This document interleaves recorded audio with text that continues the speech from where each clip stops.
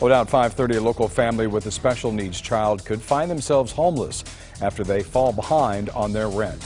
A Riverside family with a severely disabled child have just days to move out of their home.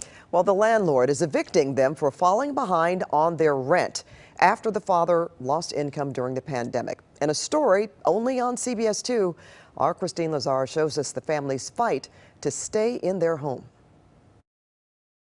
Good job with your times, baby. As Shannon Arellano and her daughter April worked on homework after school, they both tried to distract themselves from the looming threat of eviction. There's the right way to do things and there's a wrong way. Last week, the family of 3 got this eviction notice posted on their door of their Riverside rental, telling them they had just 1 week to pack up and move.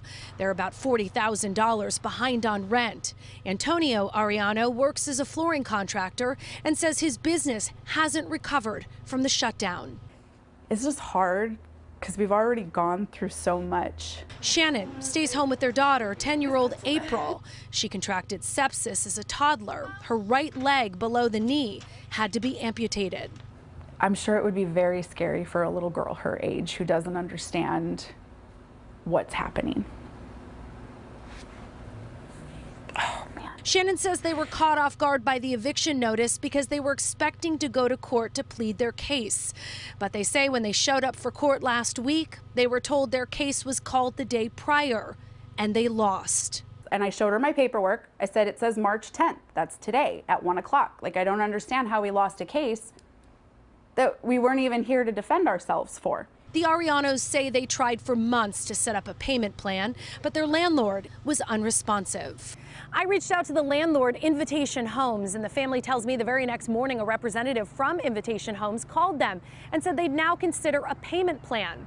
The problem is the Arellanos say Invitation Homes want them to pay back all their missed rent in a year, and that would add an extra $3,000 a month on top of their rent. So you're talking about $6,000 to $7,000 a month in rent?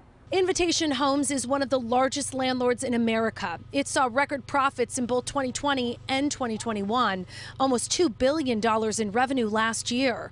Francisco Duenas is a tenants' rights activist. He says what is happening to the Arellanos is happening across California as eviction moratoriums expire. A lot of times an eviction is a major stumbling block in people's lives. If they don't have somebody to crash with, if they don't have a family member that will take them in to help them restabilize, some folks do fall into homelessness. In Riverside, Kristine Lazar, CBS 2 News.